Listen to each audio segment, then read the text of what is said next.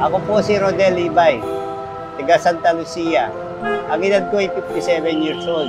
Ang anak buhay ko ay pangangalesan. O gano'n na po kayo katagal na kotsero po, tay? Almost 30 years, 1988.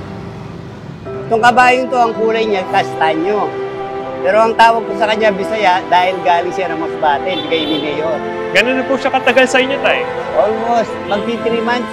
11. 1988 po, di ba tayo nagsimula na po kayo? Bakit bago lang po ang inyong kabayo, tay? Namatay kasi yung isa kong kabayo. Naging 10 years sa akin yun. Tapos, napahinga ako ng 4 months, binigyan ako ng kabayo ni Mayor. Naturuan ko sa loob ng 5 araw natuto, pinamasada ko na. Meron po ba kayong hiling or wish po na matupad ngayong malalapit na po yung Pasko po? Sa buhay ko kasi hindi ko mabigay yung gusto kong ibigay sa mga pamilya ko. Siguro, simple lang yung hindi kami magkasakit, masaya. Pero yung material hindi ko kayang ibigay, mahina lang ang pasada. Yung SM Supermalls po, gusto po namin kayong bigyan ng konting sorpresa lang po. Since sabi niyo po, gusto niyo makasama yung pamilya ninyo, kaya po, ang SM Supermalls ay bibigyan po kayo ng isang sorpresa po.